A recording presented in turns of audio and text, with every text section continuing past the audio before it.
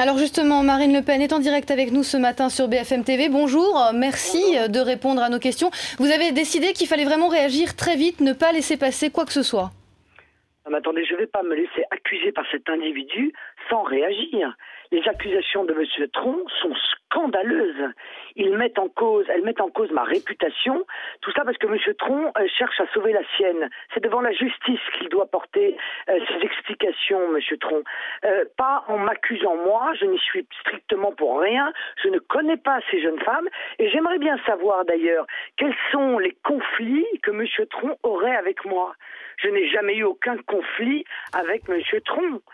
Mon beau-frère, excusez-moi du peu tout de même, mon beau-frère appartient à une association de résidents de Draveil qui est en désaccord avec un projet immobilier de la mairie. Et M. Tron croit pouvoir tirer de cet élément qui participe quand même de la démocratie municipale que je serais, moi, responsable des accusations qui sont très graves d'ailleurs, qui sont formulées contre lui. Eh bien, il ira expliquer ça devant le tribunal correctionnel en ce qui me concerne, puisque je le poursuis effectivement en diffamation. Marine Le Pen, ce que dit également Georges Tron, il vous met en cause via Maître Gilbert Collard, qui s'est rapproché de vous politiquement il y a quelques jours, et qui dans le même temps va défendre ces deux jeunes femmes. Donc quel est à la fois votre rapport avec Maître Collard, et quel peut être le lien entre vous et Georges Tron via Maître Collard?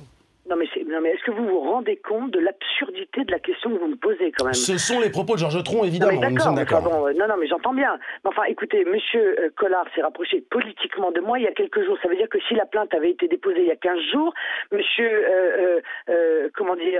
Collard, Tron. qui était à l'époque au Parti radical, Monsieur Tron aurait accusé qui? Monsieur Borloo? Parce qu'il y a quelques jours, il y a 15 jours, monsieur Gilbert Collard était au Parti radical.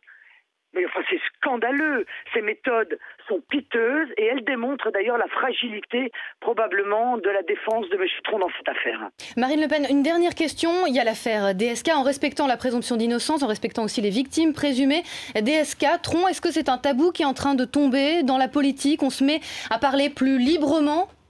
Oui, incontestablement.